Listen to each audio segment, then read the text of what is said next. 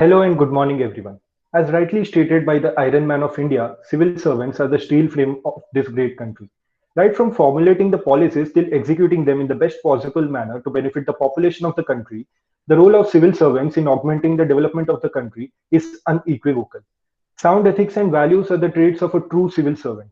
The coveted civil services examination not only tests the academic capabilities of an examinee in various subjects, but also examine his foundational values, which are a sign of his true character. On this note, I, Leeladhar Patel, would like to welcome you all to the session on foundational values for civil servants as part of Junoon 3.0, the flagship event of Kartavya, the Civil Services Society of Kirodimal College. I'm sure every one of you is aware of Iodex balm, a panacea for many of our health problems. Similarly, IODEC, an acronym for the foundational values of integrity, objectivity, dedication, empathy, impartiality, and compassion, is a panacea to deal with the problems of corrupt bureaucracy. To throw more light on this, we are joined by the esteemed speaker of today's session, Dr. Awadesh Singh. An ex-Indian Revenue Service officer, Awadesh sir is also an author, speaker, and an educator. He's a multitasker in its true sense. We are also pleased to have amongst us Kartavya's advisory group member, a great mentor, and a professor of history department of KMC, Mr. Dheeraj Kumar sir. Our guest speaker has done his BTech from IIT BHU, Varanasi, MTech from IIT Delhi, and PhD from ABV Indian Institute of Information Technology and Management, Gwalior. He joined Indian Revenue Service, Customs and GST in 1991 and took voluntary retirement in 2016 at the rank of Commissioner or ADG to focus on his passion for writing and educating. I am proud to announce that Sir was awarded Certificate of Merit by the World Customs Organization in 2011 and Presidential Award by the Government of India in 2015. Sir has authored 5 books. He has also written over 500 articles and 5,000 answers on Quora. He is presently the 5th most followed writers in the world. So this is to inform everyone that Sir will be presiding the session first, then the Q&A session will be carried forward by Ambika. Now I delightfully invite Awadesh Sir to address the session. Okay, thank you so much, Leeladhar, for introducing me, and I hope that you can see me all. And please let me know if I'm not audible or if there is any issues on that, because I can't see myself on the screen, and therefore you have to moderate the whole thing. And it's my pleasure to welcome you all for this session. And last year I was there in Kirodimal College, as you are aware. I was there in Kartavya. I think last Kartavya function I was there. But this time, because of this coronavirus issue, I could not be present, and I think we have to do it online. So this is a very, let me just first, can you see my presentation here? Yes, sir. Foundational value of civil servants, you can see that? Yes, sir.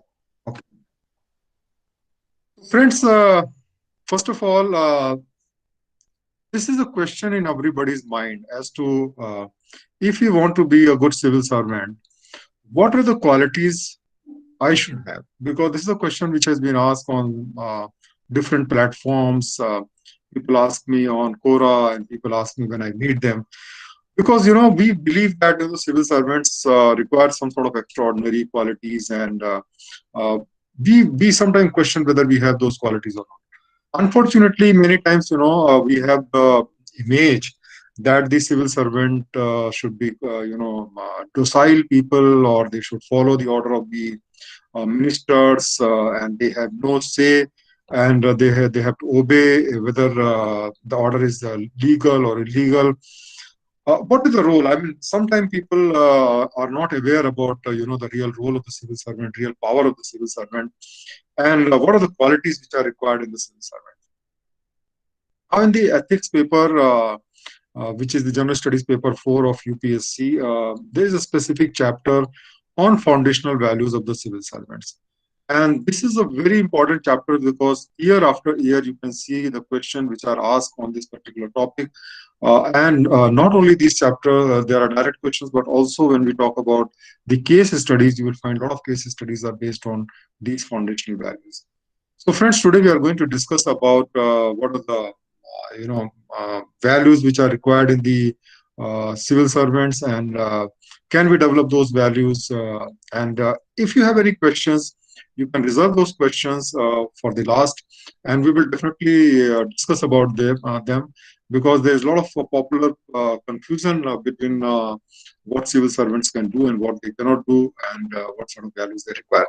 So let us proceed on this particular topic. And first, let us understand the importance of the foundational values in civil servant, and also what is the importance of civil servants themselves.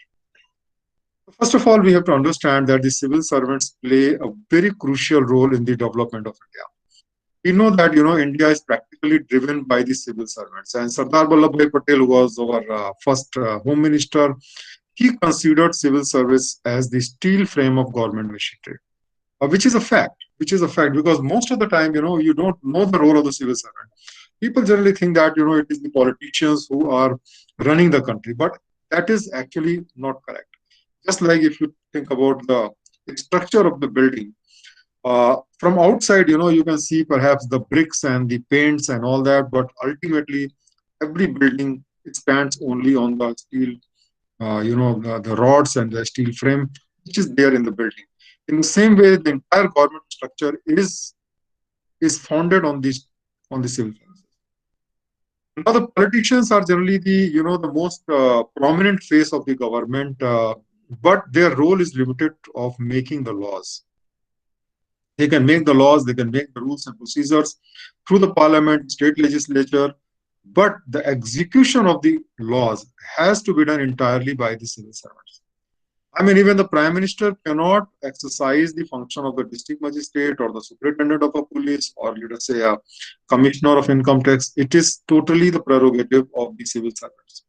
The law itself provides them the powers which they exercise for working. For example, when I was IRS officer for 25 years, we must have conducted at least 1,000 plus searches.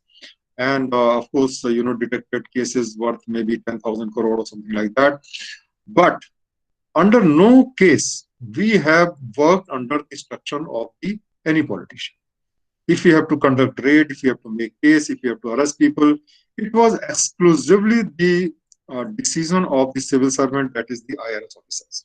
And so please understand that nobody can, no politician can perform the function of the civil servants unless the civil servants allow them to dictate terms to them.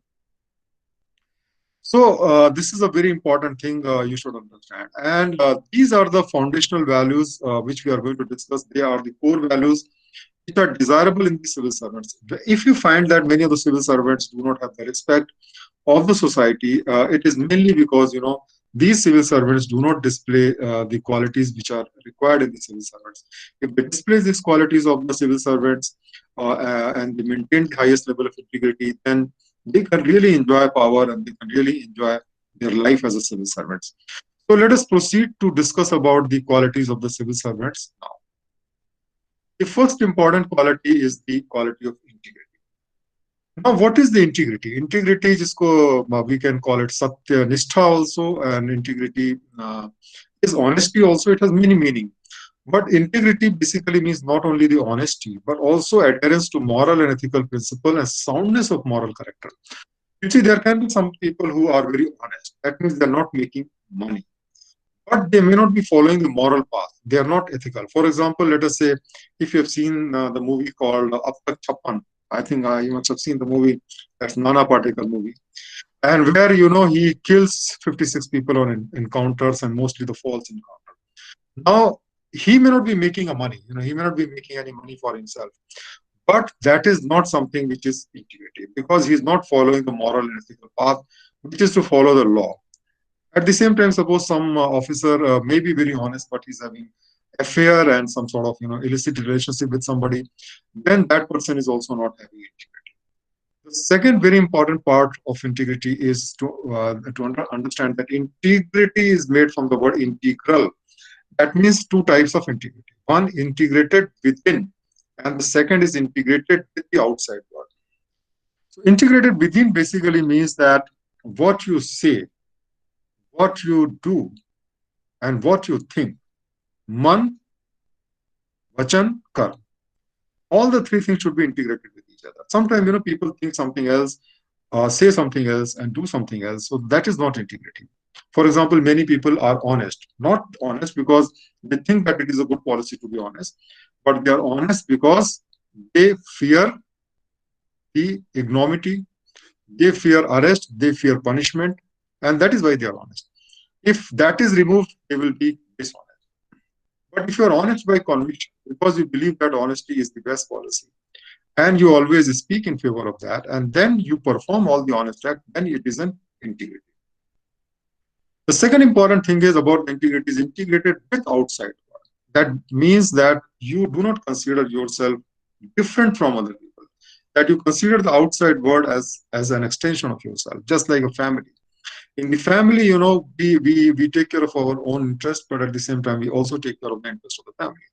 Now, any act of corruption, please understand, is going to affect the society. If a police officer is corrupt, that basically means that he is going to make money only by giving some sort of illegal benefit to the people who have committed the crime.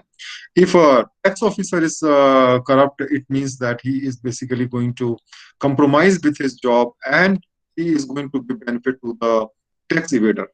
Who is evading crores of taxes. In the same way, if the IRS officer is corrupt, in that case, what will happen that he will allow the corrupt practices going on, like the contractor doing the wrong things, contractor not doing the things properly, and he's getting commission for that.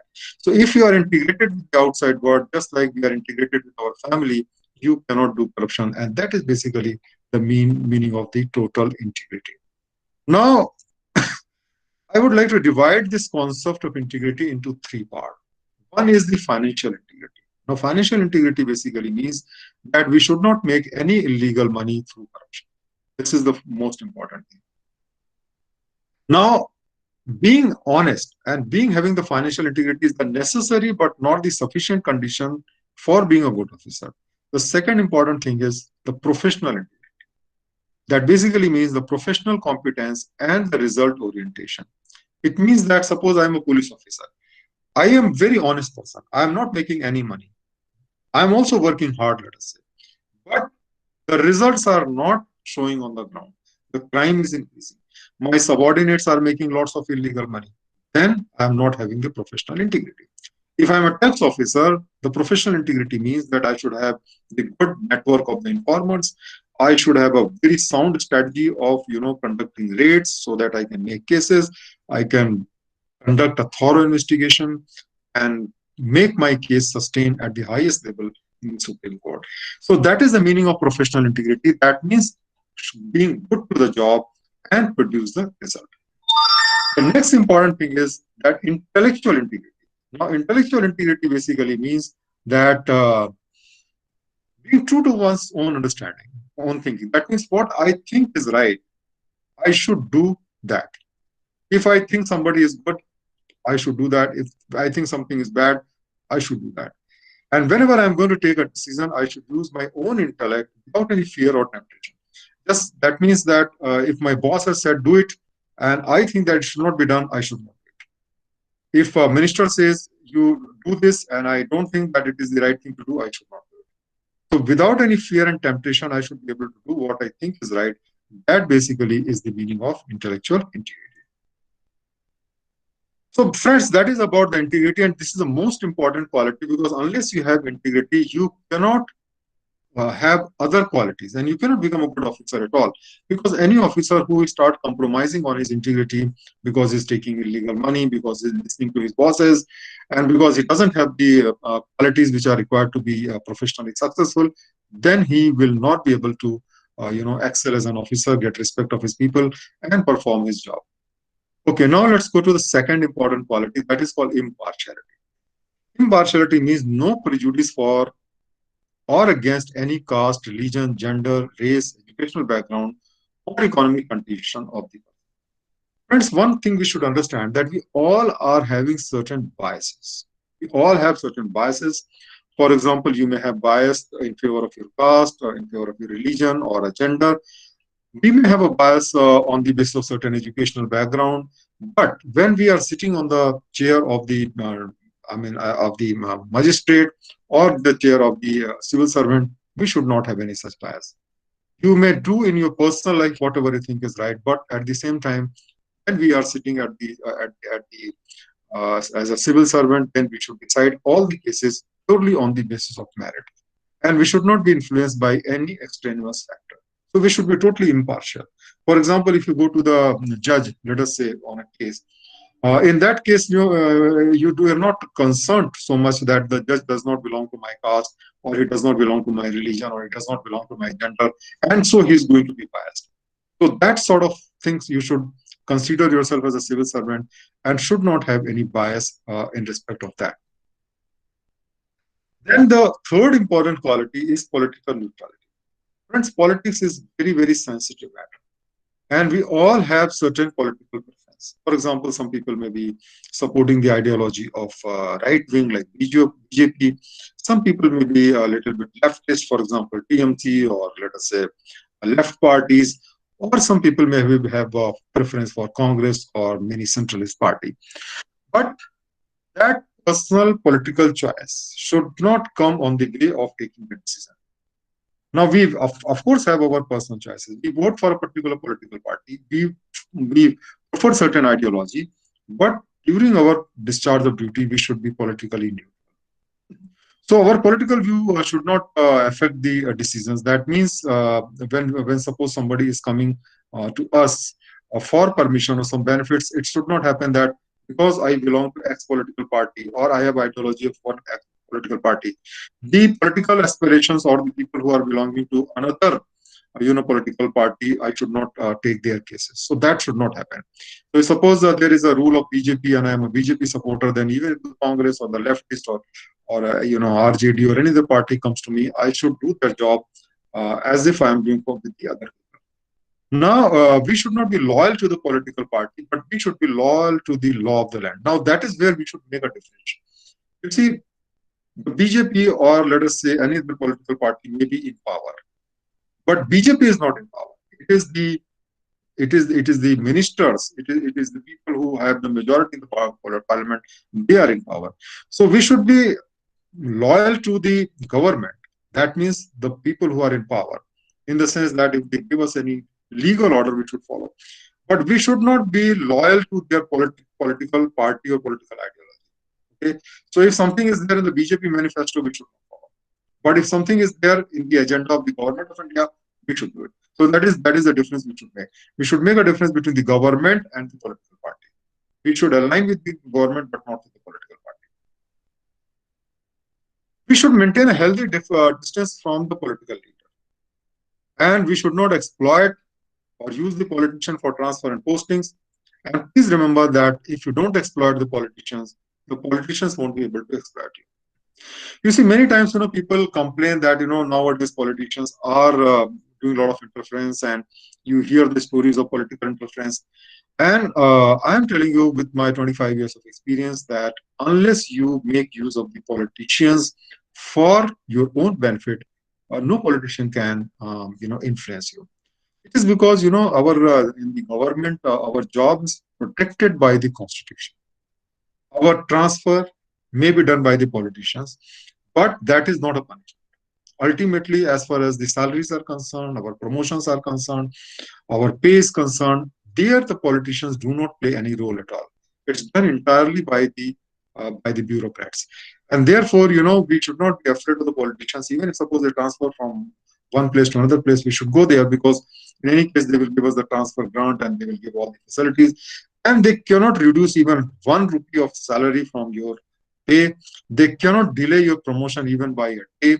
So please understand that we are so much protected in the government that we should not be afraid of the politician. But if we use the politicians for getting so-called, creamy posting or the plum posting, where, there is a lot of scope of making illegal money, and we are making a lot of illegal money by the corruption.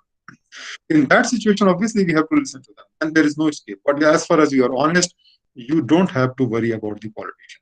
And so please understand that we should be politically neutral in our thoughts. At the same time, we should not use the politician for our job. Now we'll come to the fourth important function or fourth important quality, and that is the quality of objectivity. The first thing we should understand is that we are all biased people. We have a preference for certain things, and we all having a bias. For example, for our caste, for our religion, for our country, and for our economic background, for our village, for our district, for our states, for our language.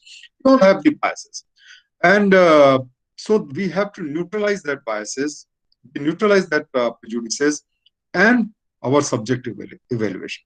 How can that be done?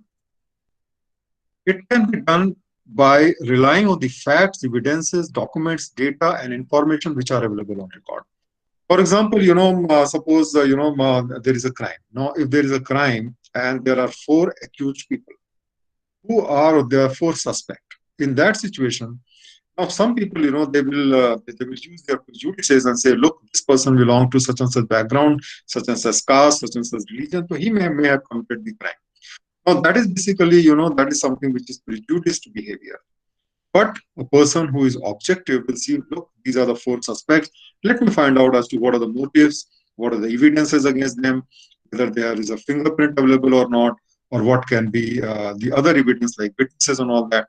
And only on the basis of the objective truths, he will decide to frame that person. So that is the basic thing, that objective, you should be objective and should not be dependent upon any personal biases or prejudices. It is also important to understand that the objective decisions can always be justified because these are based on the facts. So when suppose somebody asks you in the court, you can say, look, these are the evidences. But suppose you have arrested somebody because he belongs to a particular class or caste or like that, then you can't justify your decision. And objective decisions are based on the facts and reasons and the logic, and therefore they're very similar in nature, and they create trust in the citizens and for the government organization. Now, the fifth very important thing is that dedication to public service. Many people who want to join the civil services, most of the people, I must say, they join the civil services because they believe that they will have lots of power, they will live in the big bungalows, they will also have servants, or the attendant at their home, and their names will publish on the newspapers. I mean, that is basically a big attraction for the civil services. But you should understand that a civil servant is basically a public servant, and they're not the master, they're not the bosses. You must join the civil services to serve the public, to serve serve the society. Because, serving the people is the greatest joy in the world. If you talk about, for example, the richest person in the world, like Bill Gates, I mean, they are not enjoying the money by, having all sort of luxuries, but they are spending the money, they are serving the society and serving the poor people in the world. And that is how they are getting the greatest joy in their life. And imagine that as a civil servant, you have the entire life dedicated to serving the people, serving the country. And so that's a very fortunate thing to do, because you are fortunate to do the public service and you are paid very well for serving the people. This is something which even the big industrialists or the richest people in the world don't have the privilege. And so that is a privilege you are going to get by joining the civil services. So serving the people can provide the greatest job satisfaction to the civil servant. And I can tell you that if you join the civil services for the sake of any other things, for example, power and all that, you will not be a very happy person, because above you, there will always be some more powerful people. I mean, if you join as a district magistrate, for example, then you have the commissioner, then you have the home secretary and host of secretaries over there. Then there are so many ministers and MPs and the chief ministers. And all your powers can be taken away within a minute. If you don't obey the order of the chief minister, for example, or the concerned minister, you may be transferred. You may face even the inquiry about that. And so when the power is the motive, people compromise. But if the motive is serve the people, the service of the people can never, fail you, because you think that this is an opportunity which has been given to you and you serve the people. And I can tell you that the civil servants who serve the people are liked by the politicians as well, because the politicians also get the vote only when the people are served. And if you are serving the people selflessly, without any corruption, implementing the government policies, then you will be loved by the politicians also, you'll be respected by them also, and therefore you should be dedicated to the public service. Now, a very important quality is in the civil servant must be empathy. Now, empathy is basically the experience of understanding other people's thought, feelings, and condition from their point of view, from your imagination. Now, empathy basically means that you can put yourself into the shoes of other people and experience their feeling as if they are their own. Now, this is a feeling which is very much required in every civil servant. You should be able to understand as a district magistrate what the common people feel. What is the problem of the even the downmost or the lowest people in the district? As a tax commissioner, I should be able to put myself in the shoes of the tax payer and understand what sort of problem he may be going through, and then solve his problem. So that is a type of empathy I should have, or as an IPS officer, you should be able to put yourself in the shoes of the person who has been a victim, victim of the theft, victim of the crime, victim of the rape, and then understand their feelings, because that is going to give you the energy and the motivation and the purpose of life, and that will help you perform very well as a civil servant. Now, if the civil servants, lack empathy, they will not be able to connect with the people, and when they will not be able to connect with the people, then they will not be able to work with joy and satisfaction, and then the duty will become a burden. It is just, it is a pain to be undergone to get the privileges which you get in the government service. But if the same thing become have an empathy, in that situation it can become a matter of joy. So empathy is a very, very important quality, and without empathy, you will not be able to do your job well. Now we'll come to the next important quality, and that is the quality of the tolerance. Now, tolerance is a very, very important quality, particularly in our country, because India has many religions, caste, languages, culture, and I tell you that even in a same city, same state, for example, in UP, you can find that there is a different cultures which are prevailing between different religions and castes. And if you transact the whole country, then you'll find that the culture of, let us say, Punjab is very different than the culture of UP, and which is very different than the culture of Bengal and Tamil Nadu. And we have so many variety of culture and so many variety of thoughts, so many different ideologies. And therefore, you must have the tolerance, because if you are you are not tolerant, then you will not be able to work together. Because if you go in a particular office, your boss may have a different ideology, you will have different ideology, and your subordinates will have different ideology, and how you are going to work together. Now, tolerance basically means that you are not going to discard your point of view. You are having, and you have firm belief on your point of view and your thoughts and your ideology, but at the same time you are willing to accept that, okay, let us say there can be another ideology also, there can be another thought also. For example, if you are a hardcore supporter of BJP, okay, be a supporter of BJP, but at the same time also understand that everybody may not like a political party. Maybe some people may be liking Congress, or some people may be liking Mamata Banerjee, some people may be totally against them. So that is the level of tolerance that we accept that there can be multiple truths in this world, and you are having one truth, another person may be having another truth. So civil servant, they must understand and appreciate different values and cultures, because you have to interact with all classes of people. And we should have a tolerance for different types of values. We must develop respect for all religions and culture. And one of the way, the tolerance is by nature. If you talk about tolerance, it is a painful thing, because you're tolerating something. And when you're tolerating something, it becomes painful. You can understand that. Anything you tolerate is painful. So the best thing is to understand and respect other religions. For example, when I was posted in Tamil Nadu, I learned to respect the Tamil culture, and I learned to respect their thoughts, and then that is how I was able to connect it.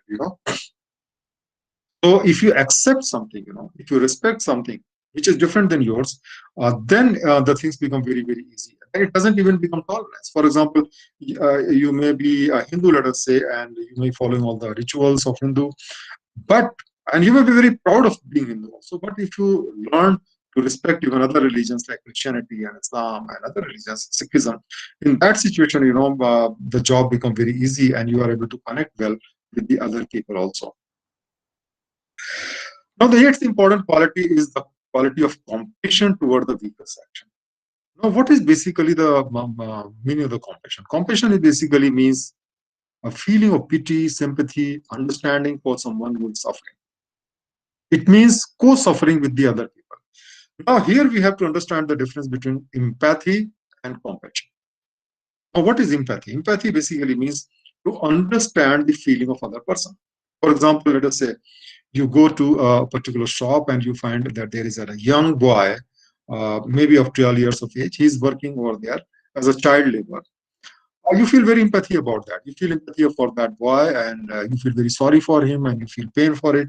Now, that is basically empathy, because you put yourself into the shoes of that boy and then understood, that the person may be feeling so bad, he should have gone to schools and all that. But compassion is more than that.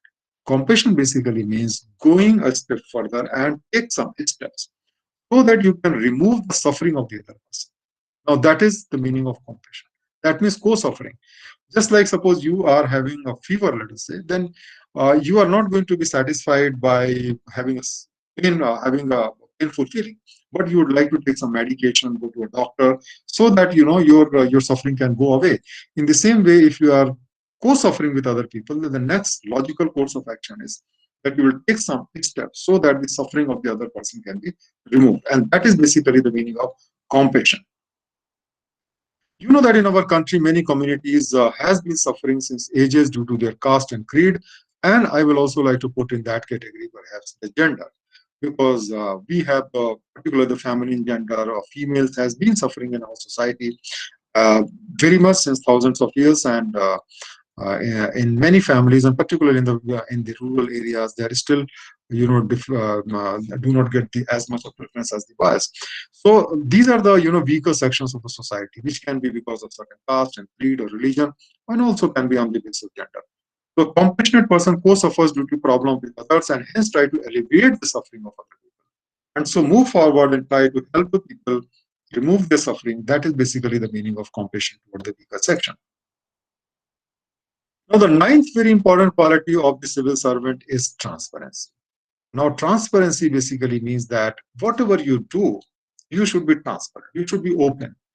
Now, for example, let us say that, if suppose an information has been given to you and you have acted upon that, and you can say yes or no. I mean, I give you one very interesting example. So this is an interesting example, about, it is said to be that there was a corrupt, corrupt minister.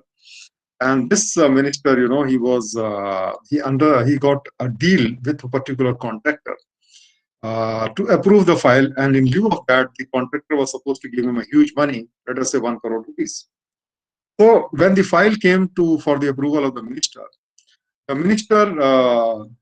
wrote on that, approved.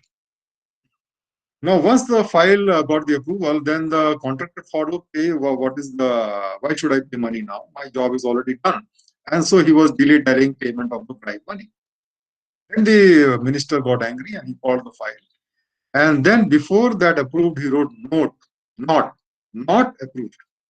Oh, so once that was communicated to the contractor, now he was worried because the proposal was not approved.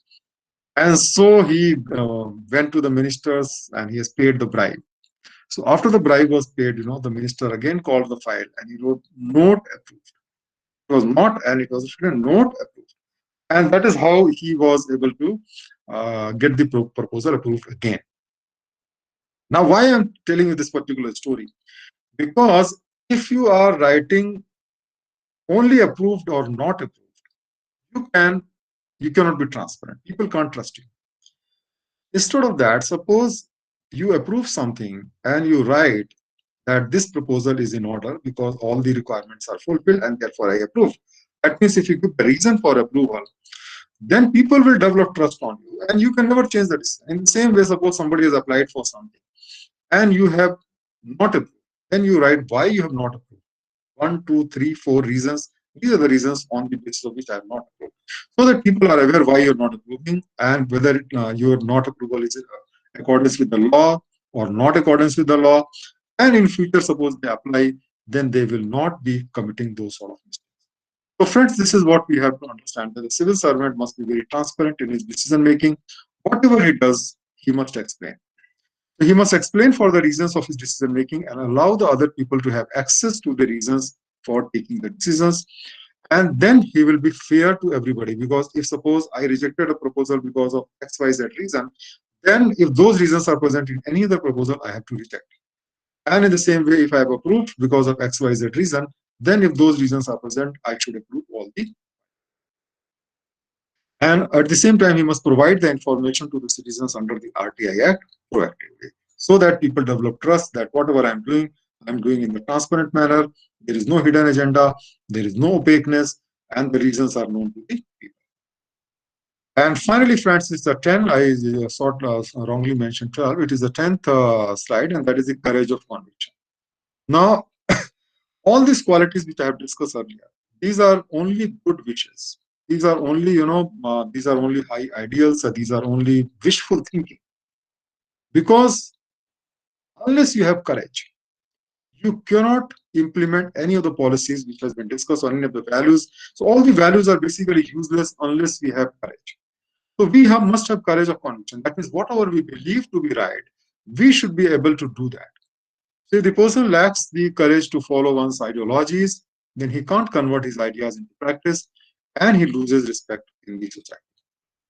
Please understand, for doing anything, whether to become honest or whether to become impartial or whether to use a political ideology, you require courage. Because there is always a risk of doing something, which is strictly according to the law, which is a public service.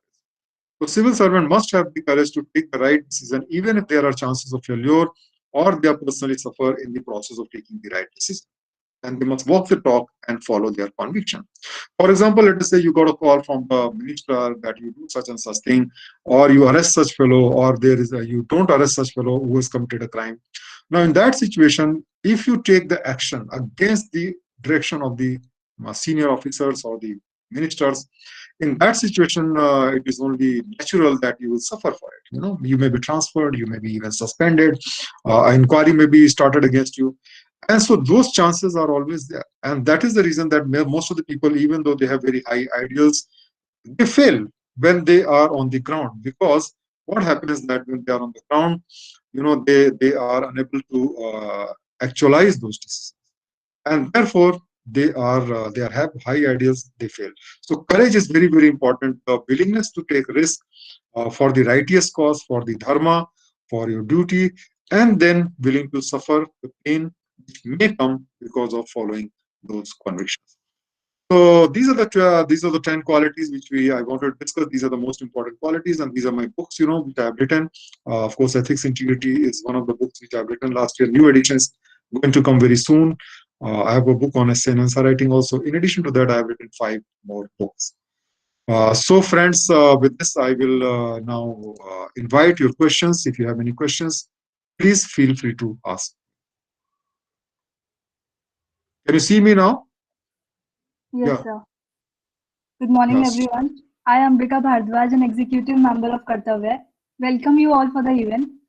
There's nothing more attractive than a positive personality. Its beauty never fades away with time, and today we are fortunate to have one such precious gem amongst us.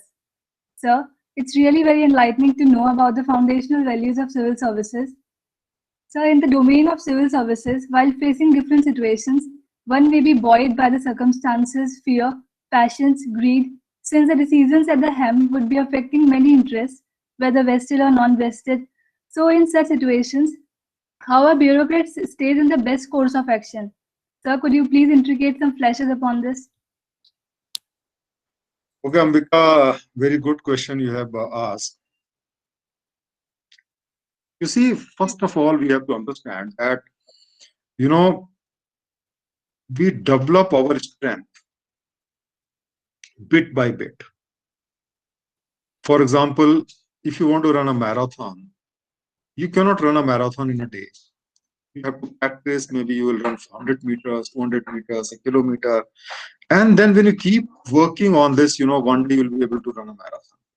In the same way, if you are working on, let us say, if you want to build your body and make your body stronger, you have to go to the gym, and every day a small change will take place, and then your body will become stronger.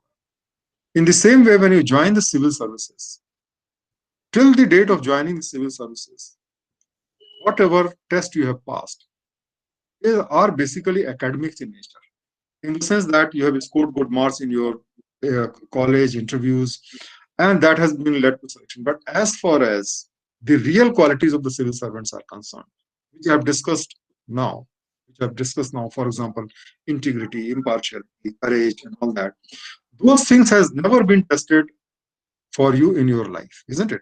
You are just going to start that. In the beginning, you will have You will be scared, I'm sure, because you'll be the junior most officer, and all the senior officers will be there. Then there will be politicians, there will be media, there will be criminals, and so on. And you guys have been only studied well, and you have been a very good student. You have never faced the rowdy element, the criminals and the politicians. And so it's going to be a challenge. But what is most important is that you should not compromise. You should not compromise. Learn your job well and be honest. I can tell you, as it is very much said, necessity is the mother of invention. You must have heard about it. Necessity is the mother of invention. If you keep your necessities limited, and if you are willing to live within your salaries and be honest, in that situation, you don't have to worry about any politician. You don't have to worry about any senior officer. Because the day you enter into the civil services, your career is totally protected by the government, by the Constitution of India. And then you will be able to do the right thing in your life. People fall because they give away, they give in to their temptations. They are unable to resist the temptations which are there. They follow the easy path. For example, let us say if a minister asks you to do something which is illegal, then if you follow that direction, it is easy, because for the time being you are relieved of the pressure. But what you don't understand, that this minister is not going to be permanent, and he's not the government, and he's not the country. If you do something wrong under the direction of the minister, you have permanently trapped yourself under the clutches of that minister. Because tomorrow, if any action is going to be taken, you will be in trouble. And so if you take the right action, maybe you have annoyed the minister. Maybe he's not happy, but you have done the right thing, so you don't have to fear. And so Ambika, what you have to understand is that from the beginning itself, you must have a non-compromising attitude as far as the illegal things are concerned, wrong things are concerned. Gradually and gradually, you'll build strength. People will develop, people will know you, you will develop a reputation, and then nobody will dare to ask you to do anything wrong. I can tell you that. And then you'll be able to do your job very nicely. Thank you, sir. That was really very intuitive. We are all fortunate enough to be blessed by words today. Sir, to what extent the spirit of service and the principles of justice and fairness can be taught as the rules of fair play by the civil servants? No, it is up to you. I mean, I can tell you that I have been working for 25 years, and we have never faced any political interference. I mean, it's not that they did not try, but as I said, you build your reputation in the very beginning, okay? And then once you build that reputation, it's going to last forever. Another very important thing I want to tell you, you talk about the justice and fair play.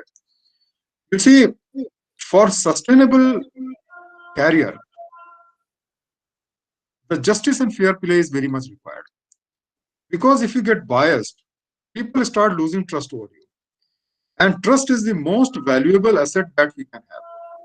If you are not fair, then people are not going to trust you. And then they are going to suspect all your decisions. And a significant number of people are going to be against you. And in that situation, the success is not going to be lasting. And therefore, I believe that not only in the domain of the public service, but in all aspects of your life, you must be fair and just. Even with your children, even with your relatives, even with your subordinates, you should be fair and just. Because only by being fair and just, you can get the trust of the people. And unless you have a trust of the people, you cannot make a team. And unless you are able to make a team, you will not be able to succeed in your life. Thank you, sir, for awakening us. Sir, could you please share any situation from your experiences as an astonishing civil servant where your foundational values were put to test? I'm sure you need those values every time, but any particular instance as such you would like to share with us? Yeah, I mean, I had faced numerous, numerous challenges in my career, and for example, I remember, that when I was additional director general in Chennai, there was a guy, there was a big case which was made against one of the big shot in Pondicherry. That was under my charge. And, this guy was very influential. He was based in Delhi. He knew a lot of ministers, and he got me a lot of phone calls. And Still, we decided, my DG has asked for the report against that person as to what is the type of case. I have given the thorough report. I explained to the DG as to what is the case. And thereafter, we decided, we completed the investigation. We issued the show cause notice, which is running to several crores. So on the day of issue the show cause notice, this guy came to my office. He wanted to call me. He called me. So I knew that this guy is very mischievous and he's already tried all tricks of the trade. So I put a tape recorder on so that it does not make any false allegation on me or like that. So he came to my room and we started conversing. So when he came, he started praising me, sir, you are so good, you're very honest, and I know all that. I said, okay, that's fine. He said, sir, actually there is a bogus case against me, and can you help me? I said, look, you have already put all your pressures. You have already, I think, exhausted all your pressures. You have got me call from ministers and all that. Is there anything left? Any other thing you want to try? He said, no, sir, I have all tried and nothing has worked. So I thought that I should have come to you earlier itself, and rather than asking the senior people. I said, look, that is not going to make a difference. And I said, I have just got a show cause notice. We'll look into that and see what is the right course of action. And so that person, went out, and then I called my staff and I said that the show cause notice, which was running to several crores, should be issued on the same day, and it should be even served to this guy in the same day. And then it was issued, and then by special messenger we got it delivered and got it served on him. So all his influence, that did not yield any result. And of course, that gives a message. Once you develop the habit of saying no, then nobody else is going to influence you, and nobody will dare to influence. But some people keep on trying. So that's what I am saying, that the things which look so difficult. You must have seen the movie Raid, which is based on a very real movie. It's a real incident. I'm sure that you must have seen the movie Raid, which is of Ajay Devgan. Where, he was conducting a raid, and this particular minister, tried to get him influence through the finance minister and even to the prime minister.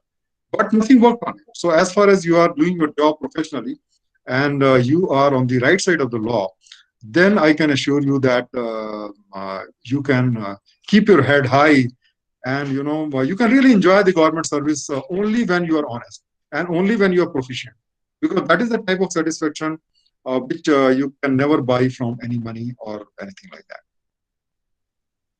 That was really interesting, sir.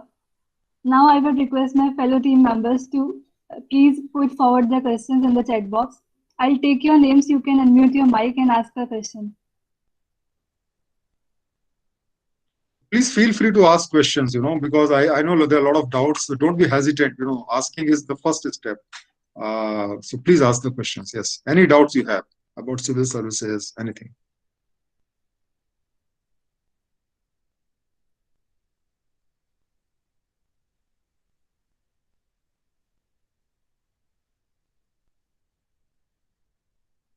Anyone?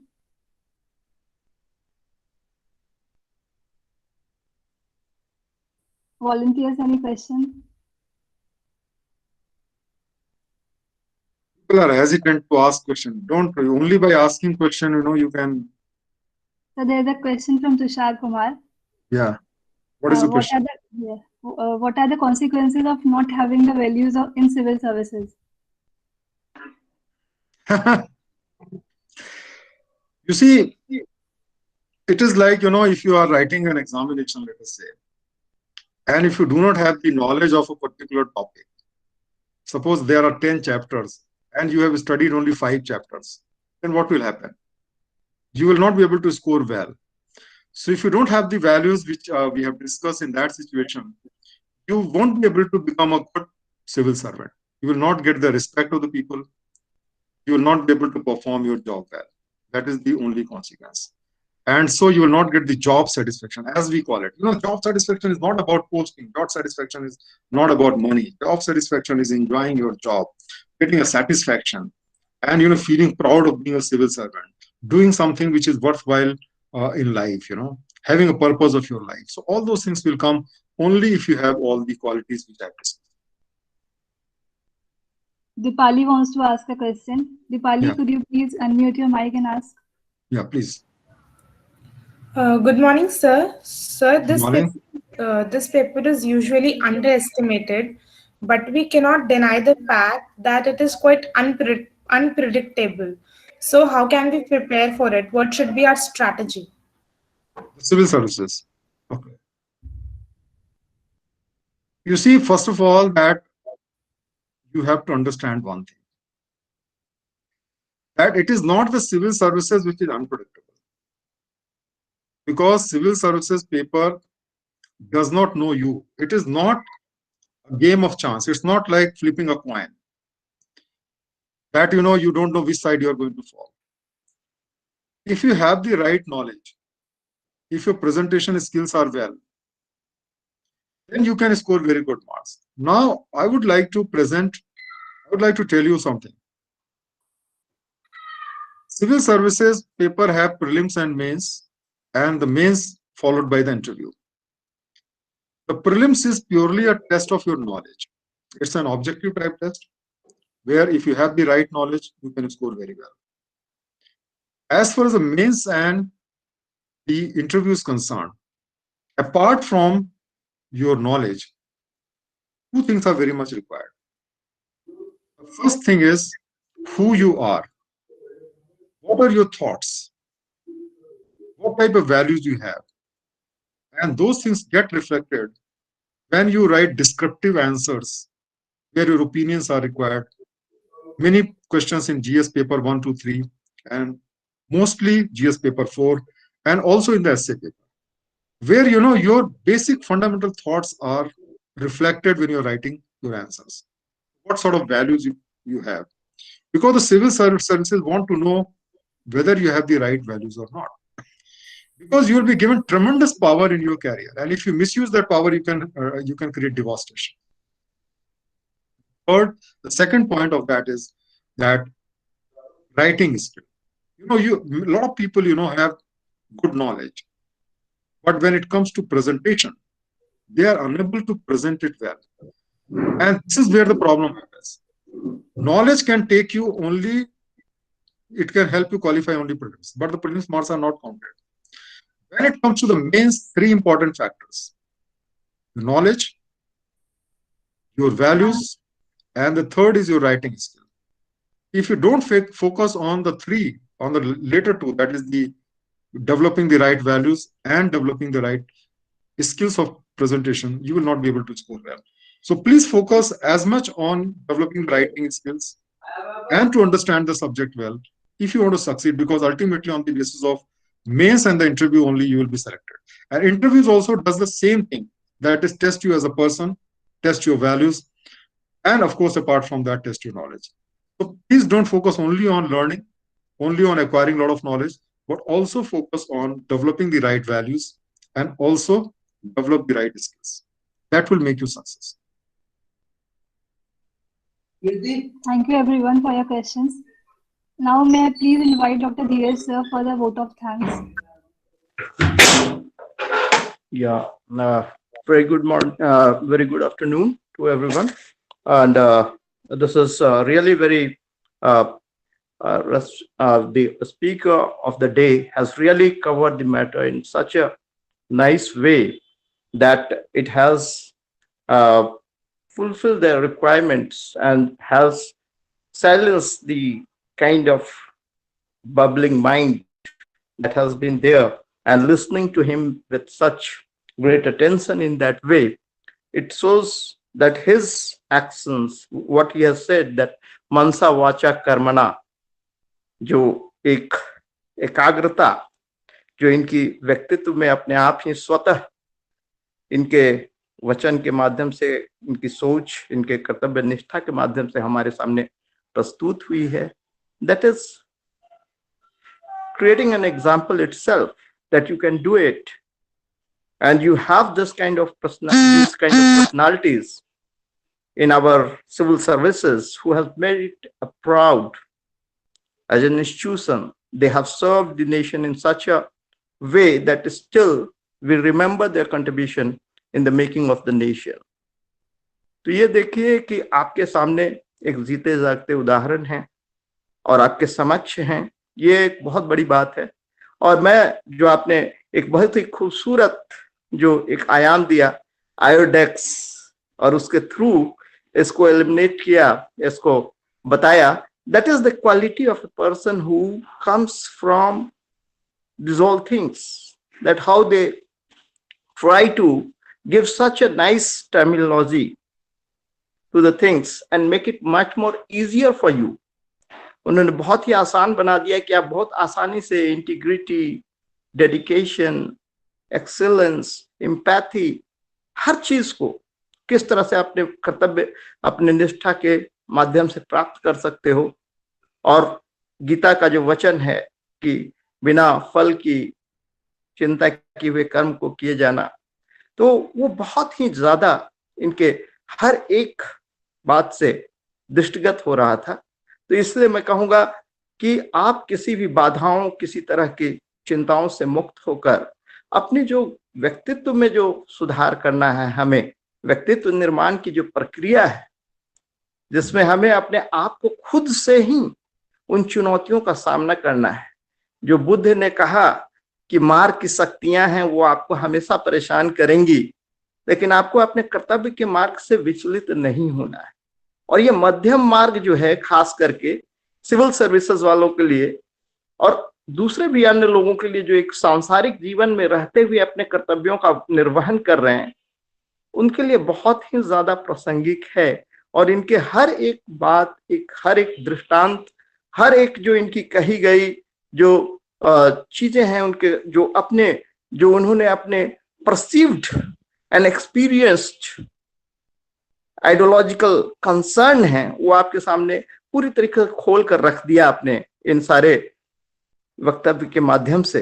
तो मैं चाहूंगा कि आपके अंदर इस तरह की भावना हो, इस तरह की जो है मनसा वाचा कर्मणा, ये एक ही क्षेत्र में नहीं, जीवन के हर क्षेत्र में उसी तरह से इन्होंने कहा कि आपको एक सच्चे मानव, सच्चे जो कर्तव्य बोध से और जो एक निष्ठा से भरा हुआ इंसान है, उसको बनाने में और राष्ट्र के अंतर्राष्ट्रीय पटल पर एक नई छवि जो हमें प्रस्तुत करनी है, उसके लिए प्रस्तुत करेगा। और वास्तव में ये के लिए बहुत बड़ा एक कल्याणकारी उपागम हुआ। तो that's how I want to conclude and give you all the best wishes. मेरी पूरी शुभकामनाएं हैं, और सर ने जो कहा है वो हमेशा हमारे लिए इसी तरह उपलब्ध रहेंगे, और उनके इस तरह के संभाषण से हम हमेशा एक प्रेरणा प्राप्त करते रहेंगे। धन्यवाद आप लोग सभी का, और सर का, जिन्होंने इतना अपना बहुमूल्य समय हम लोग के लिए निकाला और हमें इस उद्गार से, अपने मन के वचनों से, अपने आशीर्वचनों से आप लोगों को इस तरह से संदर्भित किया कि आपका पूरा माहौल, आपकी पूरी मनो चेतना, आपकी पूरी जो एक्शन है, आपकी जो हर एक सोच का बिंदु है, वो उससे उस तरह से प्रकाशित हो रहा है। Thank you, thank you so much, thank you so much, my great privilege, thank you. Thank you, sir. Sir, there is a question by Roshan Kumar. Yeah. Roshan, could you please unmute your mic and ask? Yes. Good morning, sir. Morning. Good morning. Sir, I have a question that you have been in the IRS services for 25 years. So, according to you, the measures taken by the current finance minister on budget about the taxation reforms, that in this financial year there will be I think there is no increase or decrease in the taxation, income tax, the amount which is paid by the income taxpayer. So do you think that this will help in taking our economy to a positive growth? You see, first of all, at the level of individual taxation, the government has already increased the limit to 5 lakh rupees 2 years ago. And government has also reduced the highest level of corporate taxes to 25%. And in fact, for the new companies, it's already 18% or like that. Now, there was hardly any scope of further reduction. If you talk about GST, for example, successively, the tax rates has been continuously reduced, in last 3 years. And this is a time, when in the first quarter of this last financial year, because of the COVID-19, our tax collections were short by more than 40%. In fact, it was around 45%. Now you have to understand that the expenditure of the government is on such areas like the government salaries, the pension, all the social welfare schemes, where government cannot cut the expenditure. There is no scope of cutting the expenditure. And therefore, in my view, the government's hand was very tight this year as far as the reduction of the taxes were concerned. Government has increased its expenditure. Now, you may be aware that our, as far as the fiscal deficit is concerned, it is 10%, even though we have aimed for 4%. So government has spending its money, but as far as the tax revenue is concerned, taxation was concerned, it did not have any, maneuver, or it did not have any flexibility to do it, because we are already, even with this tax rates, we are going to run short of at least by 4 to 5 lakh crore rupees this year. And therefore, I think what the government has done is the right thing. Okay, sir. Thank you so much. Thank you, sir. We are delightful to have your gracious presence here today and crop up the spirits of foundational values amongst us in such an amazing way.